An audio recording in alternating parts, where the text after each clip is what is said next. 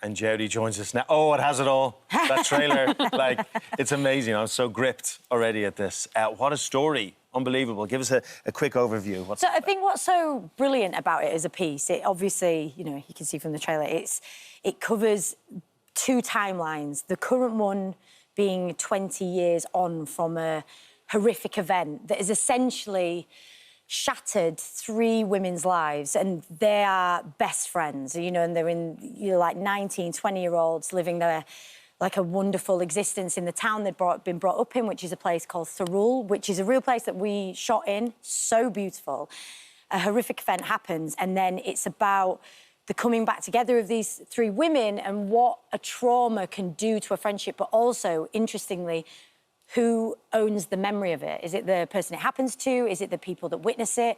And how, you know, if one person, as you can see from the trailer, potentially publishes a story about an event that feels private, how that has such a huge, catastrophic kind of grenade moment, but not just in the women's lives, but in the town.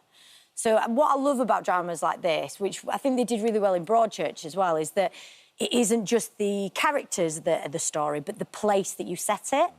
And, you know, so lucky me, that place was Thirroul, just 2 hours south of Sydney. Oh, agent calls. Can you do a job in Australia for a few months? Yes, Yes, please. I can. It's a bit warmer than Cardiff. I'm absolutely there.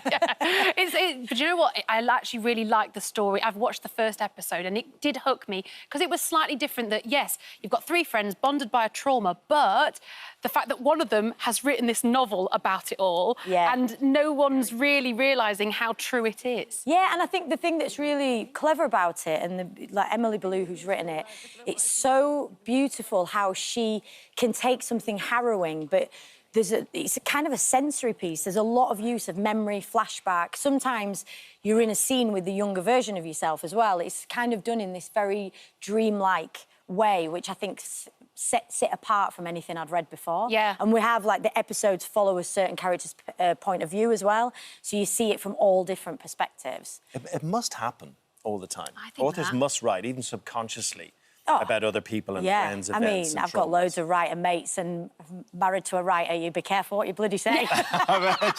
Stevie, you know, you're like, that's my memory it's written now. down. It's so true. Don't quote me. Don't quote me. But they're making voice notes on a conversation. Like, no, that's not going in. Same as if you're friends with, like, a songwriter. It becomes their songs, doesn't it? Oh, yeah.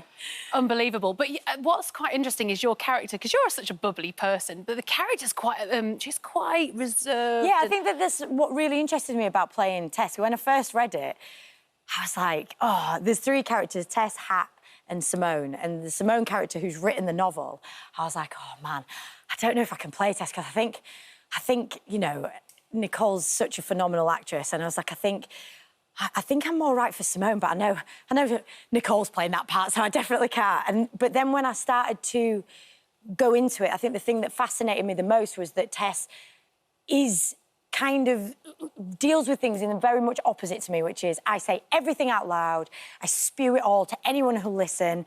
I'm very tactile. I need everyone involved in whatever's going on for me, which is, you know, quite similar to Simone in that sense. But with Tess, everything is restrained. She's quite physically closed off, emotionally very closed off. And that to play for me was very challenging. So they'd say cut, and then I'd just have to have a cuddle. Yeah. So I spent, like, the whole scene separate. Fighting the need separate and, you know. I take it, knowing you're going to be playing an Australian character, you went to the go-to for all Australian characters, which was Australian soap operas for the accent. Yeah. Or you think you can do an Australian accent until you do it with the dialect coach and they go, no. I don't know what you've been watching. Did you base it on Neighbours or Home and I Away? think I based it on a real mad panic of you've got to get this accent down in 3 weeks. So. Did you have a word that used to trigger you into it? Some people go, oh, well, I have to say good day or I have to say something and then I'm in. I think the main thing for me was trying to get away from my version of it, which was offensive. My first attempt was absolutely awful. And I think it was just the trying to kind of own it and make it feel natural. But my get out of jail free card was Tess has lived in England for 20 years. Got it. When I saw that, I thought that's so funny that your character's been in London all that time and yet she's got to be in an Australian accent. And I think the fact that, you know, the Kat who plays my wife in it, she's English, but she's an Australian accent actress, but playing English, and I think that all of those things, there was a lot of dancing between voices for everybody. What's it like the first time you actually have to do the accent in front of I think cast and crew? Is it terrifying? I'll tell you what's terrifying is a read-through, especially when you're the only Brit in an entire team of phenomenal actors, and you're like, don't let yourself down here. And it's, you know, I've had to do it a few times. One of the, like, hardest ever was Toxic Town, sat opposite Robert Carlyle. And I was like, oh, man, I've been put through the ringer. But, you know, the most brilliant thing about working on dialect is you do more own work than if you're doing my accent. Your own Because you have to look at it all the time. But it is, you know, what a joy to get a job and it be the other side of the world in a beautiful coastal town. Oh, and you got obsessed, didn't you? I've heard that you got really into a certain food while you were there. What is this obsession that we all need to know about? Other than the wine, I was really into Meredith's goat cheese, which you can buy anyway. You can get it in a petrol station, you can get it anywhere, and it's this jar of goat's cheese, and oh, there it is. There, look. So what's so good about this cheese? Look at the oil. Have you seen how much oil it's in? And all them herbs. It's unbelievable. Honestly, you can't bring it back either because it leaks. So you couldn't bring it back? Couldn't bring it back. It's probably... Also, I here. don't think you can bring dairy in anyway. No. But it definitely would ruin your clothes. Even if you weren't getting arrested at the airport, you were ruining your outfit. So you can't bring it back. It's just there. I've actually just got to hold this broadcast for some breaking news. Oh, am I now the face of Meredith's goat cheese? Yeah, got it. We've heard how much you love a certain cheese whilst filming in Australia. You can't find it in the UK after calling and visiting countless shops. This morning realised it's not stocked here. This morning didn't stop there. We contacted Meredith Dairy and they're sending you their famous marinated goat cheese all the way from Australia. Actually sending you some. Come on. No, we're going to genuinely get your address after the show and ship you a load to your We're going to ship you a load of it. Oh, my God. This is absolutely amazing. Shall I list the 7 other things that we love? Tim, I love Ferraris. There's a certain vineyard that was really amazing. Before you go, we've got to quickly talk about Doctor Who, because obviously it was a massive part of your life. You were the first female Doctor. Is it nice now that... Because at start, it would have been very controversial, and you probably were quite worried what fans would make of it all. I wasn't worried. You knew you were going to slay that role. Yeah. I think the thing is, for me, there's just that strange thing, isn't it, where, for me, as an actor, I was playing a role where, you know, but obviously my gender was the biggest conversation around it. But then now I'm no longer... I was the first, but I'm no longer the only. Like, me and Jo Martin got to share that beautiful kind of moment together in one of my episodes as well. But then, obviously, getting to go back and work with Shooty was incredible. I got snuck in. Yeah, tell us about that, because that was... I was filming in Tenerife. Yeah. So I was filming a job called Frauds with Saran Jones, who's extraordinary, and no one could know on this job what this day was. So there was, like, made up a pick-up day on some job. But the flight landed at midnight into Gatwick. I then got picked up and driven to Cardiff, got into a hotel about 3:30, 4, got picked up at 6, taken to Cardiff, walked on set with a code name, not the Doctor, obviously, because then there's 2 doctors in a scene. So, you know, crew that I'd worked with before didn't know it was going to be me either. And then I very quickly remembered how hard it is to learn sci-fi lines. I was like, on no sleep. I was like, oh, do you know what? Just give me a minute. You know, about Shooty was like straight away 1 take wonder, and I was like about 10 takes in. It's like, oh, I'll get it right on the day. I'll get it right on the day. Back of my head.